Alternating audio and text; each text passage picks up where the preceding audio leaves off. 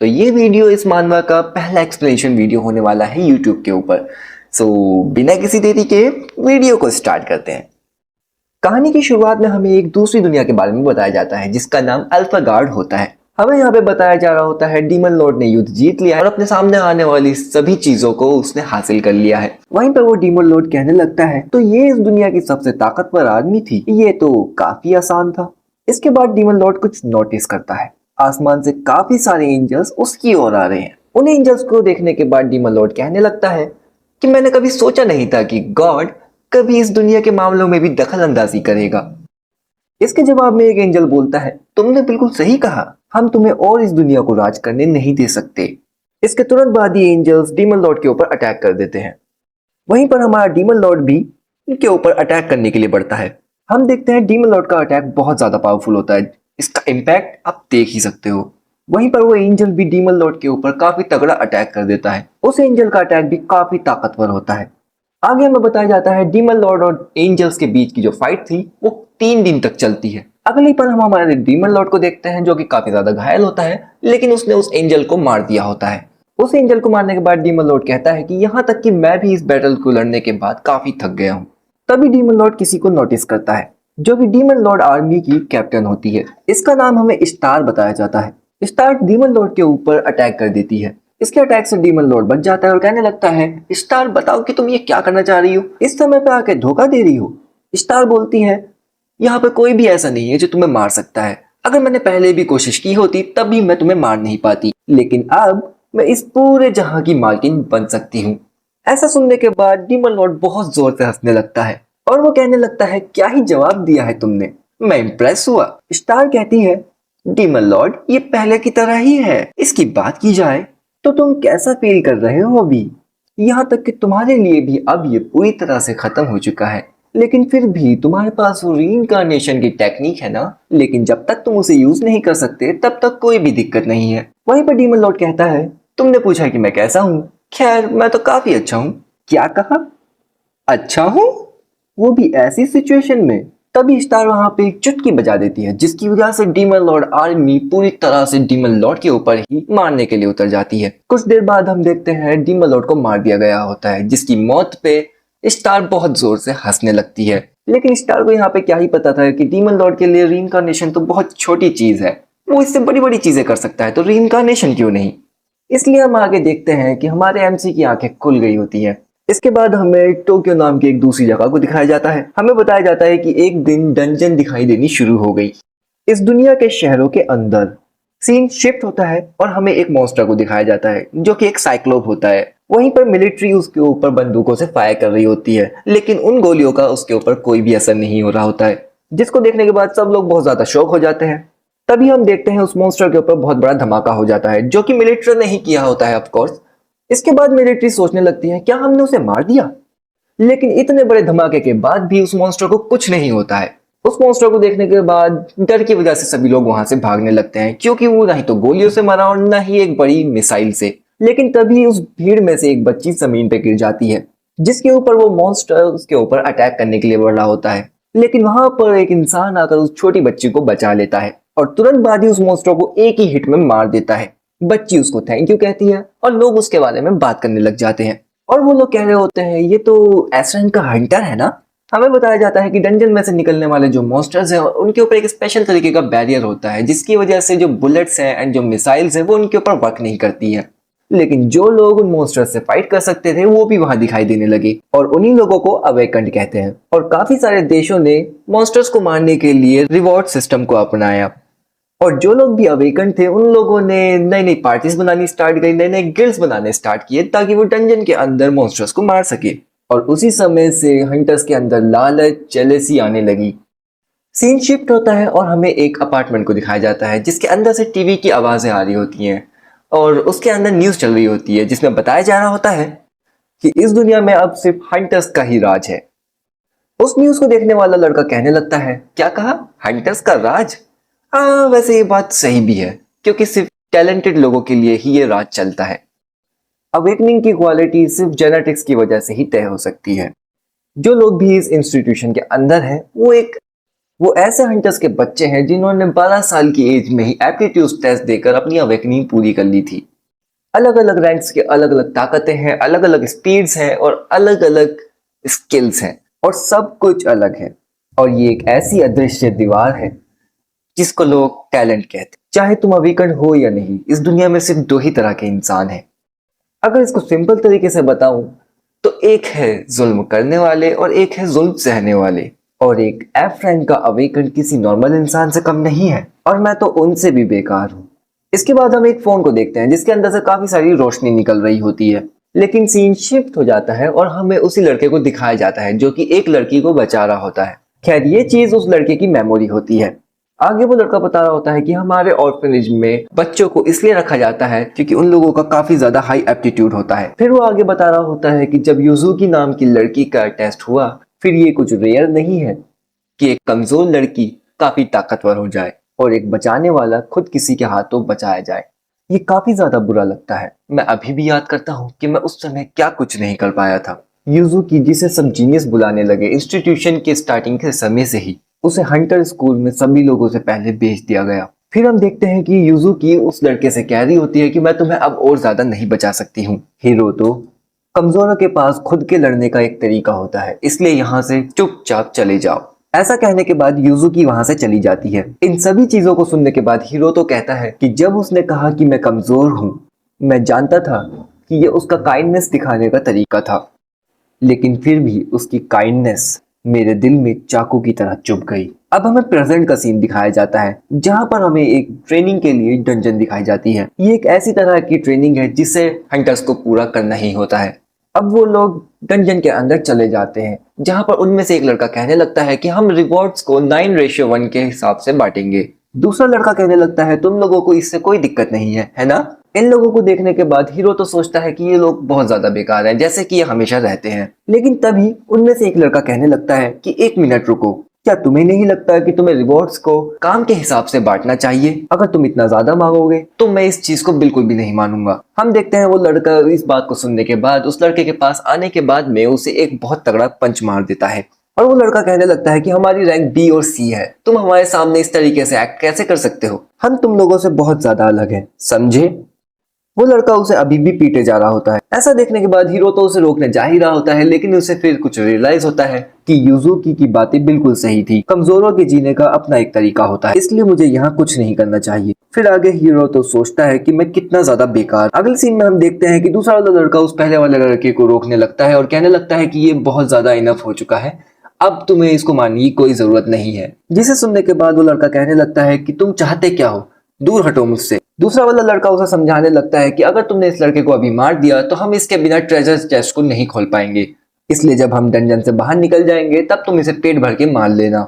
इसके बाद वो लड़का बोलता है कि तुम इस डंजन से बाहर मिलो, उसके बाद मैं तुम्हें बताऊंगा। अब वो लोग डंजन के और अंदर जाने लगते हैं। कुछ समय बाद हम देखते हैं कि कुछ मॉन्स्टर्स उनके ऊपर नजर गड़ाए बैठे हैं, जिसके अगले ही पल वो मॉन्स्टर्स उन लोगों के ऊपर अटैक कर देते हैं। वो दोनों हंटर्स जो आगे चल रहे वो भी गॉब्लिन से लड़ने लगते हैं। काफी देर लड़ाई करने के बाद वो लोग उन मॉन्स्टर्स को मार देते हैं। अब हम हिरोतो को देखते हैं जो कि पत्थर के पीछे छुपा हुआ होता है। उसी के साथ में जिस लड़के की पिटाई हुई थी वो भी हिरोतो के साथ में पत्थर के पीछे छुपा हुआ होता है, जहाँ पे हिरोतो सोच रहा होता है कि हम जैसों के लिए जिनके पास कोई कॉम्बैट एबिलिटी नहीं है वो बिल्कुल ही यूजलेस है, लेकिन फिर भी ये लोग काफी ज्यादा अमेजिंग है। इसके बाद हम देखते हैं कि वो दोनों लड़के इन्हीं के एक मैजिशियन के ऊपर चिल्ला रहे होते हैं और कह रहे होते हैं कि तुम बेवकूफ सी मैजिशियन, क्या तुम एक मैजिक भी ढंग से नहीं कर सकती? तुम इतनी ज्यादा स्लो हो, क्या तुम चाहती हो कि हम तुम्हारे रिवॉर्ड को और भी ज्यादा कम कर दे?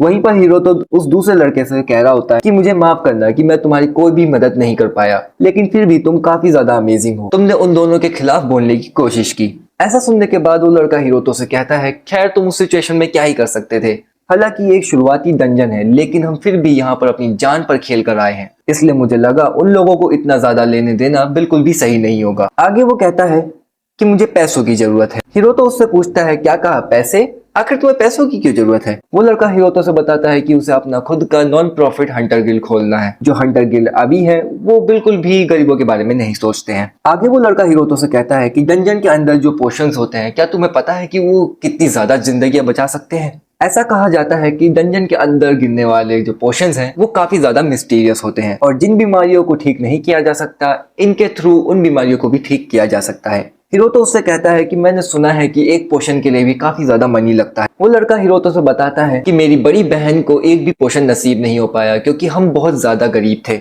ये चीजें कभी भी उन लोगों के पास नहीं पहुंचती है जिनको इसकी वाकई जरूरत होती है और मुझे ऐसा लगता है कि ये बिल्कुल भी सही नहीं है। उसकी ऐसी बातें सुनने के बाद हिरोतो उससे कहता है कि मैंने जैसा कि सोचा था तुम बहुत ज्यादा अमेजिंग हो, तो मुझे तुम्हें क्या बुलाना चाहिए। वो लड़का अपना नाम अकीरा ताचिबाना बताता है और पूछता है कि तुम्हारा नाम क्या है। हिरोतो अपना नाम बताता है और वो दोनों आपस में हाथ मिलाते हैं। इसके अगले सीन में कोई कह रहा होता है कि जल्दी उसे खोलो, गॉब्लिन के अड्डे के अंदर एक खजाने की पेटी है। ऐसा सुनने के बाद अकीरा कहता है कि लगता है मेरा काम भी अब आ चुका है। वो दोनों लड़के अकीरा से कह रहे होते हैं कि जल्दी से खोलो, लेकिन अकीरा कहता है मुझे इसे सावधानी के साथ खोलना होगा क्योंकि मैं ही एक ऐसा हूँ जो कि इसे खोल सकता है और इस समय मैं ही सबसे ज्यादा डेंजर में हूँ। वो लड़का कहने लगता है कि यहाँ पे कोई भी ट्रैप्स नहीं होने चाहिए क्योंकि एक बिगनर लेवल की डंजन है। सही कहा ना। उस लड़के की इस बात को सुनने के बाद हिरोतो भी सोचता है कि ये बिल्कुल सही कह रहा है। आखिरकार ये एक ट्रेनिंग वाली डंजन है, यहाँ पर पहले कोई भी नहीं मारा गया तो इसी वजह से ये ट्रेनिंग के लिए यूज भी हो रही है। तभी हम देखते हैं अकीरा के अंदर काफी सारे वेपन्स घुस जाते हैं जिसके तुरंत बाद ही डंजन टूटनी स्टार्ट हो जाती है। वो सभी लोग डंजन के अंदर नीचे गिरने लगते हैं। ऐसा होता हुआ देख हिरोतो सोचता है कि ये एक तरह का ट्रैप था। इसके बाद हम अकीरा की डेड बॉडी को देखते हैं जिसे देखने के बाद हिरोतो सोचता है कि ये मेरी जिंदगी में पहली बार था कि मैंने एक डेड बॉडी को देखा और उस समय हिरोतो को ऐसा लगा कि वो आखिरकार समझ चुका है एक ऐसी चीज जो कि सबसे ज्यादा जाहिर थी कि कैसे उसे सबके सब ट्रीट करेंगे क्योंकि वो सबसे ज्यादा वीकेस्ट था इस पूरी डंजन में। हिरोतो को ऐसा लगा कि बहुत जल्द ही उसे एक भयानक एक्सपीरियंस होने वाला था। इसके बाद वो सब लोग ऊपर की तरफ देखते हुए कहते हैं जब तक ये जगह और टूटे ना तब तक कोई भी दिक्कत नहीं है, हम ऊपर अभी भी पहुंच सकते हैं। हिरोतो अकीरा की तरफ देखने लगता है और काफी सैड होता है उसके बारे में क्योंकि वो वहां पे मर चुका होता है और उसे ऐसे छोड़ के जाना बहुत ज्यादा बुरा लग रहा होता है हिरोतो को। कुछ देर बाद वो लोग ऊपर आने के बाद बाहर निकलने का रास्ता ढूंढने लगते हैं। चलते वक्त उन्हीं में से एक बोलने लगता है क्या ये एक बिगनर डंजन नहीं थी, मतलब यहाँ पर तो ऐसे ट्रैप्स और ऐसी खतरनाक चीजें तो नहीं होनी चाहिए थी ना जो कि लोगों को मार सके। उस लड़के की बातें सुनने के बाद मैजिशियन लड़की बोलने लगती है हो सकता है कि एक डंजन पैराडॉक्स हो। लड़की की इस बात को सुनने के बाद वो दोनों लड़के बोलने लगते हैं क्या कहा डंजन पैराडॉक्स, तुम उसी डंजन पैराडॉक्स की बात कर रही हो ना जो कि एकदम से बदल जाता है और काफी वियर्ड हो जाता है। वो लड़की बोलती है कि मैंने सुना है कि ये कई सालों में एक बार होता है किसी डंजन के अंदर। उस लड़की की बात को सुनने के बाद वो दोनों लड़के कहने लगते हैं तो फिर इसका मतलब ये एक एक्सीडेंट था ना। हिरोतो ऐसा सुनने के बाद सोचता है क्या कहा एक्सीडेंट। वो दोनों आगे बात करते हुए कहने लगते हैं कि अच्छा हुआ जो मरा था वो और कोई नहीं वही लड़का था जिसे हम बिल्कुल भी पसंद नहीं करते थे। हिरोतो सोचने लगता है क्या ये उसकी बात कर रहे हैं, क्या ये अकीरा की बात कर रहे हैं, किसी की जिंदगी के बारे में इन्हें ऐसे बात नहीं करनी चाहिए। लेकिन फिर भी डंजन पैराडॉक्स का मतलब क्या ये नहीं है। लेकिन तभी हिरोतो उस मैजिशियन लड़की से पूछता है क्या हुआ, क्या कुछ गलत है। वो लड़की जवाब देते हुए बताती है कि शायद मैंने किसी चीज पे पैर रख दिया है और वो लड़की इस समय बहुत ज्यादा डर गई थी। तभी सभी लोगों को कुछ महसूस होता है। वो देखते हैं कि एक मॉन्स्टर उनके सामने समन हो रहा होता है, लेकिन वो एक नहीं कई सारे मॉन्स्टर्स होते हैं। जिन मॉन्स्टर्स को देखने के बाद वो सब लोग बोलने लगते हैं क्या ये सिल्वर फैंग्स है, हम इनसे फाइट नहीं कर सकते चाहे हम हंटर स्कूल में ही क्यों ना पढ़ते हो। सिल्वर फैंग तो सिर्फ डीपर एरियाज में पाए जाते हैं, तो ये यहाँ क्या कर रहे हैं और साथ में ऐसे ट्रैप्स जो कि मॉन्स्टर्स को समन कर सकते हैं, ये तो शुरुआती डंजन में नहीं होना चाहिए था। दूसरा लड़का पूछने लगता है कि अब हमें क्या करना चाहिए, हम भागेंगे तब भी हम इनसे बच नहीं पाएंगे। इसके बाद हमें डंजन पैराडॉक्स के बारे में बताया जाता है। इसको चेन पैराडॉक्स भी कहा जाता है। इसके नाम की तरह ही इसका काम भी है। इसके अंदर हंटर्स के ऊपर एक के बाद एक अटैक होते रहते हैं। इसके बाद हम दूसरे वाला लड़के को देखते हैं जो कि पूछ रहा होता है कि अब हमें क्या करना चाहिए, लेकिन पहला वाला लड़का कोई भी जवाब नहीं दे पाता। तभी वो पहला वाला लड़का पीछे की ओर मुड़ता है। मुड़ते वक्त वो लड़का बताता है कि सिल्वर फैंग्स के पास तो ट्रेड भी होती है ना। तभी सब लोग हिरोतो की तरफ देखने लगते हैं। सिल्वर फैंग की ट्रेड के बारे में हमें बताया जाता है। इसके अनुसार जो भी पार्टी के अंदर सबसे ज्यादा कमजोर होगा ये उसी के ऊपर सबसे पहले अटैक करेंगे। तभी वो दोनों लड़के कहने लगते हैं चलो ये तो काफी अच्छा हुआ, अब हमें यहाँ से भाग जाना चाहिए। हालांकि हिरोतो तुम दूसरी तरफ भागोगे। हिरोतो उस लड़के की ऐसी बात को सुनने के बाद कहने लगता है तुम पक्का मजाक कर रहे हो ना। वो लड़का उन सब से बताता है हिरोतो उन सभी मॉन्स्टर्स का चारा बनेगा और अगर वो हमारे पीछे आया तो उसके ऊपर हमला करने से बिल्कुल भी मत कतराना। हिरोतो उस मैजिशियन लड़के से पूछता है काफी घबराते हुए कि तुम बिल्कुल भी ऐसा नहीं करोगे है ना। लेकिन वो मैजिशियन लड़का हिरोतो से माफी मांगता है। जिसके बाद हिरोतो उस मैजिशियन लड़की से पूछता है कि अचानक से सब लोग इतना ज्यादा अजीब क्यों बिहेव कर रहे हैं, क्या तुम्हें नहीं लगता है कि सब लोग काफी ज्यादा अजीब बिहेव कर रहे हैं। प्लीज सबको बताओ कि ये बिल्कुल भी फनी नहीं है। लेकिन वो लड़की घबराते हुए हिरोतो से कहती है कि मुझे माफ करना, मैं उन सब के साथ एग्री करती हूँ, मैं मरना नहीं चाहती। हिरोतो घबराते हुए कहता है कि अगर हम लोग साथ में काम करें तो हमारे जीने के चांसेस बढ़ जाएंगे, क्या हम लोग साथी नहीं है? तभी वो दोनों मैजिशियंस एक साथ बोलते हैं कि हमें माफ करना, हमें माफ कर देना, क्योंकि हम ऐसा बिल्कुल भी नहीं चाहते थे। हीरो तो सोच में पड़ जाता है और कहने लगता है आखिर ये लोग क्या बकवास कर रहे हैं, माफ कर दो। क्या तुम्हें ये लगता है कि ये तुम्हारी गलती नहीं होगी अगर तुम माफी मांगोगे तो? ये दुनिया काफी ज्यादा बेकार है, यहाँ पर कमजोर ही लूटा जाता है और मारा जाता है, यहाँ तक कि यूजुकी ने भी मुझे कमजोर समझा। अगली पल हम देखते हैं मॉन्स्टर्स हिरोतो के ऊपर अटैक कर देते हैं और उसे खाने लगते हैं। हिरोतो सोचता है क्या मैं यहाँ पर मारा जाऊंगा? मैं कभी भी नहीं चाहता था कि मैं एक ऐसा इंसान बनूं जिसे सिर्फ बचाया जाए, मैं चाहता था कि मैं एक ऐसा इंसान बनूं जो कि दूसरों को बचाए, लेकिन मैं अब भी कुछ नहीं कर सकता। ताकतवर, मैं बस ताकतवर होना चाहता हूँ। तभी हिरोतो के फोन में से एक लाइट निकलती है जिसको देखने के बाद सभी मॉन्स्टर शॉक हो जाते हैं और डर के वहां से भाग जाते हैं। फोन की स्क्रीन पर एक नोटिफिकेशन आता है जिसमें बोला जाता है स्ट्रॉन्ग डिजायर कंफर्म हो चुकी है और हिरोतो की आत्मा का एक्सेस मिल चुका है। हिरोतो का फोन और ज्यादा ग्लो करने लगता है और इसी के साथ हिरोतो की बॉडी भी काफी ज्यादा ग्लो करने लगती है। तभी हम हिरोतो की स्टेटस विंडो को देखते हैं जिसमें उसकी एचपी 0 होती है, लेकिन उसके तुरंत बाद ही वो एचपी फुल हो जाती है। फिर हम फोन की स्क्रीन पर एक स्किल को देखते हैं, लाइफ फ्लिंकर, जिसका कूल डाउन चालू हो जाता है 180 सेकेंड। हिरोतो की आंख खुल जाती है और वो घबराते हुए कहने लगता है क्या मैं बच गया, लेकिन मेरे सारे घाव हील क्यों हो गए? इसके बाद वो अपने फोन को उठाते हुए कहने लगता है कि यही एक ऐसी चीज बाकी रह गई है जो कि मेरे पास है। फिर हिरोतो अपने फोन की स्क्रीन पर देखने लगता है और कहने लगता है डीमन लोड एप्लीकेशन, मुझे तो याद नहीं कि मैंने ऐसा एप्लीकेशन कब डाउनलोड किया था। फिर वो किसी चीज को देखने के बाद कहता है क्या ये खून है? अगर ये है तो फिर ये सपने के हिसाब से भी बहुत ज्यादा हो गया। मैं समझ नहीं पा रहा हूँ कि आखिर मेरे साथ हुआ क्या, लेकिन फिलहाल मैं अभी अकेला हूँ, जिसका मतलब मुझे सब लोगों ने पीछे छोड़ दिया, तो ये कोई सपना नहीं हो सकता। खैर, सबसे पहला काम जो मुझे करना है वो है यहाँ से बच के भागना। हीरो तो मरे हुए मॉन्स्टर्स की तरफ देखता है और सोचने लगता है जो लोग यहाँ से सबसे पहले भागे थे शायद उन्होंने ही इन सबको मार दिया। लेकिन हीरो तो तभी नोटिस करता है कि एक मॉन्स्टर उसके ऊपर नजर रखे हुए था और वो एक गॉब्लिन होता है जिसका एक हाथ कटा हुआ होता है और वो हिरोतो के ऊपर अटैक कर देता है और हिरोतो को मारने लगता है। हिरोतो मन ही मन गॉब्लिन्स के बारे में बताने लगता है कि गॉब्लिन सबसे ज्यादा कमजोर माने जाते हैं, यहाँ तक कि इस वाले गॉब्लिन का तो हाथ भी कटा हुआ है, तो क्या इसका मतलब मैं इनसे भी ज्यादा कमजोर हूँ? तभी हम हिरोतो के फोन पर एक नोटिफिकेशन को देखते हैं जिसमें बताया जाता है लाइफ लिंकर स्किल एक्टिवेट हो चुकी है और 24 घंटे के लिए हिरोतो को डीमन लॉर्ड की लाइफ फोर्स दी जाती है। इसके तुरंत बाद ही हिरोतो की आंख से रोशनी निकलने लगती है, जिसके बाद हिरोतो उस गॉब्लिन की आंख फोड़ देता है और एक पत्थर से उस गॉब्लिन को मार देता है। तभी नोटिफिकेशन आता है हिरोतो को एक स्किल मिल चुकी है, डीमन लॉर्ड ऑफ ग्लटनी, और जिस गॉब्लिन के वेरिएंट को हिरोतो ने मारा है उसकी बॉडी को डीमन ऐप के थ्रू कंज्यूम किया जा चुका है। हिरोतो इस नोटिफिकेशन को देखने के बाद काफी शॉक हो जाता है और कहने लगता है कि आखिर ये भला क्या है। इसके बाद हम उन लोगों को देखते हैं जो कि वहां से हिरोतो को छोड़ के भाग चुके होते हैं। जो लड़का सबसे आगे भाग रहा होता है उसके फोन में भी डीमन लॉर्ड एप्लीकेशन डाउनलोड हो जाती है। अब हमें हिरोतो को दिखाया जाता है जो कि अपनी स्टेटस विंडो को देखने के बाद सोच रहा होता है मैं जानता हूँ कि लेवल और स्टेटस वगैरह क्या होता है। नहीं, सबसे पहले मुझे ये जानना है कि ये गेम लाइक विंडो आखिर है क्या। अचानक से हिरोतो कुछ नोटिस करता है। वो नोटिस करता है कि एक कॉर्नर में परछाई के अंदर कोई सी चीज तो मेरा वेट कर रही है, बिना उसे देखे मैं ऐसे क्यों जानता हूँ, ऐसा लगता है। ऐसा कहते हुए हिरोतो सेंस करता है कि एक और उसका वेट कर रहा है पिलर के पीछे, और हिरोतो कहता है कि लगता है मेरे सारे सेंसेस शार्प हो चुके हैं। मैंने सुना है चोरों के पास ही ऐसी एबिलिटी होती है जिससे वो डेंजर को सेंस कर सकते हैं, तो ऐसा महसूस होता है इस एबिलिटी को यूज करने के बाद। खैर चलो कोई बात नहीं। इसके बाद हिरोतो एक पत्थर लेकर किसी के ऊपर अटैक कर रहा होता है और वो होता है एक ऑर्क, वही ऑर्क जो कि हिरोतो का परछाई के अंदर वेट कर रहा था।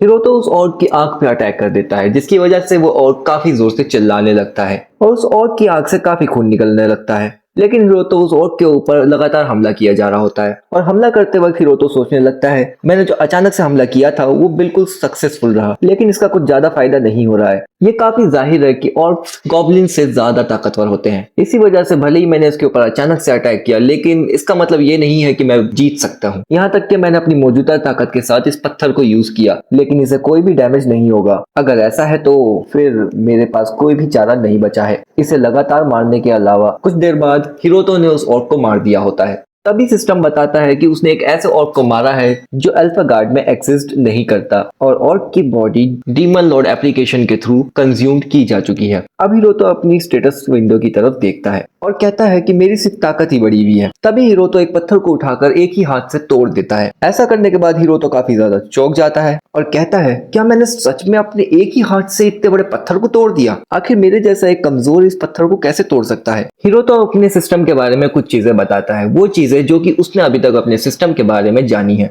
हिरोतो बताता है कि मैंने अपने सिस्टम के बारे में काफी सारी चीजें जानी है। वो चमगादड़ों को मारते वक्त बताता है कि सबसे पहली चीज जो कि मैंने अपने सिस्टम के बारे में जानी है वो ये है कि ऑर्क्स गॉब्लिन्स जैसे मॉन्स्टर्स को मारने के बाद मेरी ग्लटनी स्किल एक्टिवेट हो जाती है, क्योंकि goblins and orcs muscle types हैं। इसी वजह से जो उनके पॉइंट्स हैं वो मेरी स्ट्रेंथ में ऐड हो जाते हैं। वो डंजन के अंदर सभी मॉन्स्टर्स को मार रहा होता है और साथ में बता भी रहा होता है कि चमगादड़ों को मारने के बाद मेरी एजिलिटी के पॉइंट्स बढ़ गए। अलग अलग तरह के मॉन्स्टर्स को मारने की वजह से हिरोतो को अलग अलग तरह के पॉइंट्स भी मिले। हिरोतो इसके बाद बताता है कि मैंने पहले सुना था कि अगर आप अकेले खेलते हैं तो आपका लेवल अप जल्दी होगा, लेकिन इसके बावजूद भी सिर्फ 2 लेवल ऊपर पहुंचना बिल्कुल भी अच्छा नहीं है। इसलिए मैंने डिसाइड किया है कि मैं डंजन के अंदर वापस जाऊंगा और उसके डीपेस्ट पार्ट में जाने की कोशिश करूंगा। कुछ देर बाद हिरोतो किसी चीज को छूने के बाद कहने लगता है कि जैसे कि मैंने सोचा था, बिना परमिशन के तुम डीपेस्ट पार्ट के अंदर नहीं जा सकते। खैर, कम से कम मैं यहाँ पर सिल्वर फैंग को तो हरा नहीं चाहता हूँ। तभी हिरोतो के सामने सिस्टम अपीयर होता है और उसे एक नया क्वेस्ट दे देता है। बिगनर डंजन को क्लियर करने की वजह से तुम्हें एक नया क्वेस्ट दिया जा रहा है जो कि 10 सेकंड में स्टार्ट हो जाएगा। हिरोतो कहता है, नया क्वेस्ट? एक के बाद एक नया क्वेस्ट दिए जा रहा है ये सिस्टम, आखिर यहाँ हो क्या रहा है? तभी हिरोतो कुछ नोटिस करता है। वो देखता है कि कई सारे सिल्वर फैंग उसकी ओर आ रहे होते हैं। हिरोतो सिल्वर फैंग्स को देखने के बाद सोचता है कि ये तो एक स्टैम्पीड लेवल की डंजन नहीं रही, लेकिन फिर भी क्या मैं अभी खतरे में नहीं हूँ इन सभी जल्लादों के सामने? मेरे अंदर मेरा सिक्स्थ सेंस मुझसे जोर जोर से बता रहा है कि मैं अभी बहुत बड़े खतरे में हूँ। तभी एक सिल्वर फैंग हिरोतो के ऊपर अटैक कर देता है, लेकिन हिरोतो उसके अटैक को डॉज कर लेता है और कहता है, ऑलराइट, अब मैं इसके अटैक को देख सकता हूँ, यानी कि मैं अब थोड़ा बहुत तो ताकतवर हो ही चुका हूँ, यहाँ तक कि मैं इसकी स्पीड के साथ भी रिएक्ट कर सकता हूँ। तभी हिरोतो उस सिल्वर फैंग के ऊपर अटैक कर देता है और कहता है कि तुम्हें ये कैसा लगा ना बढ़िया? सिल्वर फैंग इस चीज से काफी ज्यादा गुस्सा हो जाता है। हिरोतो कुछ देर बाद सोचने लगता है कि जैसा कि मुझे लगा था, बिना किसी हथियार के इनसे लड़ना इम्पॉसिबल है। सभी सिल्वर फैंग ने चारों तरफ से हिरोतो को घेर लिया होता है, जिसके बाद हिरोतो सोचता है कि आखिर में ये बिल्कुल पिछली बार की तरह ही होने वाला है। हम देखते हैं उन सभी सिल्वर फैंग ने हिरोतो को मार दिया होता है और उसकी बॉडी को खाने लगते हैं, लेकिन तभी सिस्टम अपीयर होता है और उसकी लाइफ लिंकर स्किल एक्टिवेट हो जाती है, जिसके बाद हिरोतो फिर से जिंदा हो जाता है और वो फिर से अपनी आंखें खोलता है। लेकिन फिर से सिल्वर फैंग उसके ऊपर अटैक कर देते हैं और उसे मार देते हैं। सिस्टम अपीयर होता है और बताता है कि पेन टॉलरेंस की जो स्किल है लेवल 1 वाली, वो एक्टिवेट हो चुकी है। उसके बाद सिस्टम फिर से बताता है लाइफ लिंकर स्किल एक्टिवेट हो चुकी है, जिसके बाद हिरोतो फिर से जिंदा हो जाता है और उसके बाद सिल्वर फैंग फिर से उस पर अटैक करके उसको मार देते हैं। हिरोतो सोचने लगता है कि इस तरह की बॉडी होना जो कि कभी मर नहीं सकती, काफी बड़ी मुसीबत है। मैंने कई सारी मूवीज में और कॉमिक्स में ऐसा देखा है। उदाहरण के लिए जो इंसान टॉर्चर होता है वो आखिर में मर जाता है, लेकिन वही इमोर्टल्स के लिए कभी मौत आती ही नहीं है। इसी वजह से तुम ये कह सकते हो कि इमोर्टैलिटी सबसे बड़ा पनिशमेंट है, और अभी मैं यही चीज फील कर रहा हूँ। यहाँ तक कि दर्द को सहने वाली स्किल की वजह से भी सिर्फ दर्द ही कम हो रहा है। बिना किसी हथियार के मैं इन्हें नहीं हरा पाऊंगा, मुझे किसी हथियार को ढूंढना ही पड़ेगा ताकि मैं इन्हें हरा सकूं, वरना मेरा कोई भी अटैक इन पर काम नहीं करेगा। इसलिए मुझे उस जगह जाना होगा। हिरोतो अकीरा की डेड बॉडी के पास आ जाता है और उसकी बॉडी में से 2 हथियार निकाल लेता है। हिरोतो के पीछे सिल्वर फैंग उसके ऊपर अटैक करने के लिए आता है और एक ही बार में उस सिल्वर फैंग को मार देता है और वो कहता है कि मेरा अटैक काम कर गया, तो अब खेल शुरू करते हैं। इसके बाद हम टीवी के ऊपर किसी को बात करते हुए सुनते हैं कि तुम पूछ रहे हो कि एक्सपीरियंस कैसे गेन करें। सबसे पहला तरीका है कि तुम बिना किसी पार्टी के अकेले ही मॉन्स्टर्स को मारो, वरना पार्टी के साथ में किसी हाई रैंक मॉन्स्टर को मारो। तभी वो लड़की पूछती है, अगर किसी फर्स्ट ईयर ट्रेनी ने 100 सिल्वर फैंग्स को मार लिया तो तुम उसके बारे में क्या सोचते हो? क्या ये कुछ ज्यादा ही अमेजिंग नहीं हो जाएगा? प्रेजेंट में कुछ देर बाद हम देखते हैं हिरोतो ने सभी सिल्वर फैंग्स को मार दिया था, जिसके बाद हिरोतो काफी खुश होते हुए चिल्लाने लगता है। इसी के साथ ये एपिसोड एंड होता है और मैं अगला एपिसोड जल्दी लेकर आऊंगा, तो तब तक के लिए सब्सक्राइब करके रखो।